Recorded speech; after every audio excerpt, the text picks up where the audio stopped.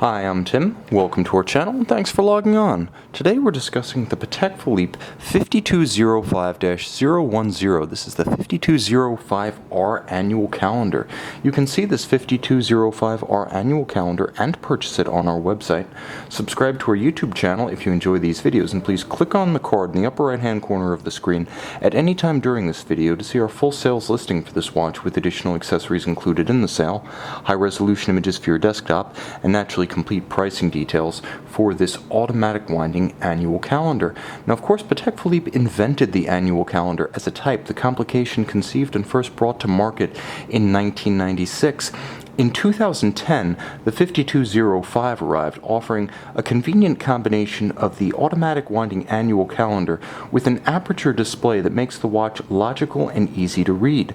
Now, in terms of size, it's larger than traditional Patek Philippe's.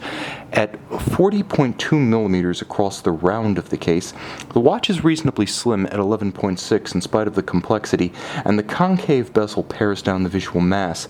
Now, across the wrist, from lug to lug, the watch measures a robust and modern 49.6 millimeters, meaning it gives good presence, stance, and aesthetic account of itself on a larger wrist. But although it wears well on a larger wrist, I would say that because of the tight downward curve of the lugs, you could probably wear this watch on a wrist as small as 14.5 to 15 centimeters in circumference with good proportion and security.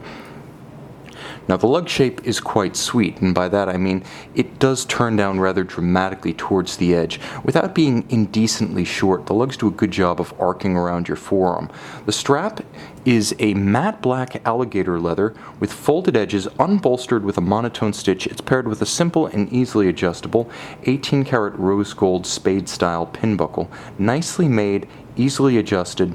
It gives way to a underside of very supple calfskin, so rugged and formal alligator on the top, supple and soft calfskin on the bottom. The case of the watch is remarkably nuanced. Now you can see it has wonderful flowing forms, the swells and recesses of the case catching the light and doing impressive things with it. Seemingly never the same vantage point, never the same view twice. The watch is a little bit of a chameleon depending on the strength and angle of the light hitting it, but the standout features are the scalloped and perforated lugs, the beautifully rounded case flank, the graceful concave bezel that pares down the visual mass. The watch doesn't seem too rotund, thanks to that styling feature, and you'll note the slight recess of the crown to reduce its profile. The dial is just as handsome. It's visually sectored by the intersection of the golden chapter rings and the applied and polished rose gold hour indices. Now there's a dimple, minutes, and seconds track outboard of the hour track, and a wonderful alignment of apertures that make reading the day, the date, and the month a simple at-a-glance task.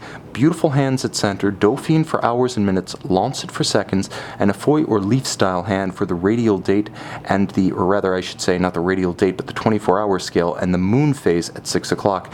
Now the 24-hour scale is important because, yes, it acts as AM-PM distinction for the hands at center, but it also alerts you as to the danger zone, the period during which you don't want to accidentally try to set the date using the dimple correctors on the case flank.